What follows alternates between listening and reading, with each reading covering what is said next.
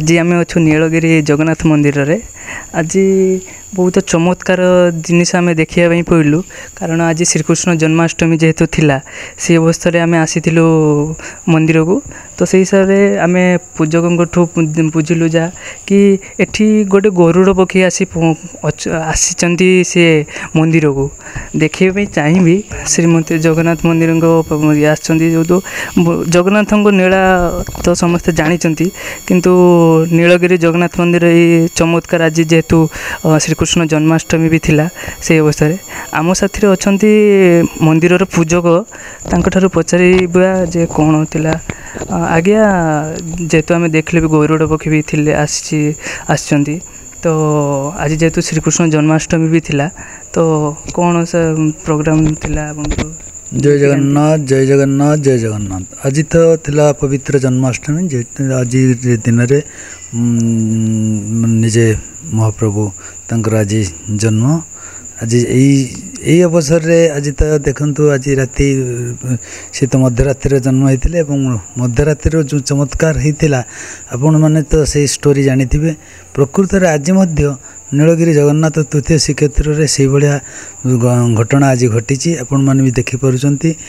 जगन्नाथ जिते महाप्रभु जन्मलाभ करते वर्षा होती वर्षा हवा संगे संगे निजे गरुड़ देवता आसिक स्वयं आसिक पहुँची एवं सी आज देखी कृष्णकर जन्म तांको लीला से देखी जोटा आम देखुले शुणी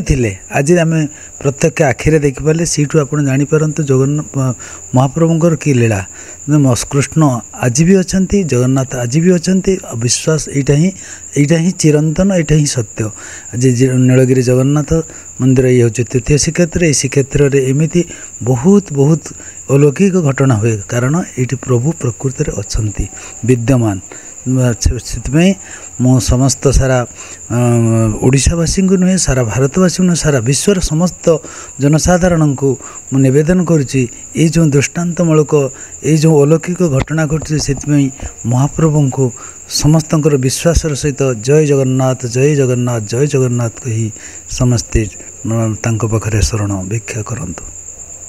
निश्चित भाव में जहाँ आम प्रतिक्रिया नौलु कि ये एक बहुत चमत्कार जिनस जहाँकि आज श्रीकृष्ण जन्माष्टमी जेहेतु थिला मंदिर नीतिकांति भी थिला से अवसर रे गरुड़ भी आसचंती वर्षा भी होता तो नीलगिरी मंदिर रे एटा एक चमत्कार कहले हम माने कहले चले। सर्वप्रथमे जन्माष्टमी शुभ अभिनंदन समस्त को आम जनाऊँ ठाकुरमाल ट्रस्ट आमर नीतिकांति अनुसार श्री कृष्ण जन्म मध्य पालन हुए तेणु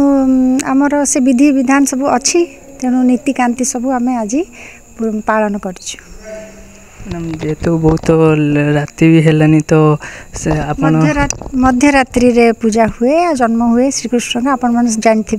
तेणु आम नीतिटा मध्यरात्रि रे हुए। बहुत बहुत धन्यवाद मैडम जो अच्छा आज जो श्रीकृष्ण जन्माष्टमी नीतिकांति थिला जेहेतु राति भी है तो श्रीकृष्ण जन्माष्टमी तांकर पालन होती नीतिकांति सब पूजकों पचारि बुझा कौन थिला। जय जगन्नाथ आज्ञा जय जय जगन्नाथ जय जय जगन्नाथ जय जय जगन्नाथ कालिया शांत पदार बिंदे कोटि कोटि जुहार मणिमा कोटि कोटि जुहार। आज हूँ महाप्रभुंर पवित्र